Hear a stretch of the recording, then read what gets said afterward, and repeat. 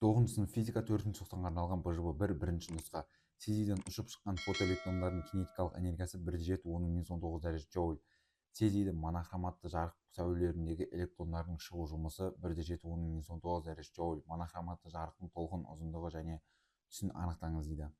Фотоэффект үшін Эйнштейн теңдеуін жазыңыз деген бірінші. Б-сында теңдеуді түрлендіріп толқын ұзындығының формасын табыңыз. В-сы толқын ұзындығын есепте. С толқын ұзындығы арқылы жарықтың түсін анықтаңыз дейді. Енді қараңыздар, бізде кинетикалық энергия мен нақты шығу жұмысы берілген. Енді олар белгілі болса, бізде ең бірінші астында Эйнштейн теңдеуі, оны білеміз. H ню тең болады А шығу қосылған mv квадрат бөлінген 2. Бұл жердегі mv квадрат бөлінген 2 деген, оны білеміз, кинетикалық энергия екен. Ал енді б-сы теңдеу түрленіп толқын ұзындығын табыңыздар. Бізде ню деген, яғни жиілік, ол біз білеміз жарық жылдамдығын толқын ұзындығына бөлінген тең. Сонда H-сы бөлінген лямбда деп алуымызға болады.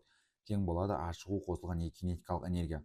Осы жерден лямбдадан табатын болсақ, бізде мынау А шығу қосылған кинетикалық пен мынаның орны просто так алмаса салады, өзгере салады. И сонда лямбда тең болады H-сы бөлінген А шығу қосылған кинетикалық болады.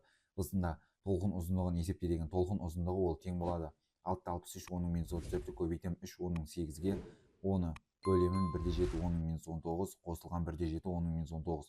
Нақты сан мәндерін орнына қоямыз. Сол кезде есептеген кезде бізде 5,85 10-7 дәрежесі метр немесе 5,85 нанометр болады. Жалпы бізде түсі толқын ұзындығын ол сары болады.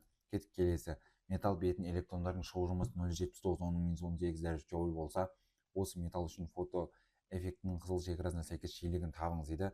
Бізде шығу жұмысы берілген болса, онда ню минимум табу керек. Бізде H шығу жұмысы тең болады H ню минимум болады да.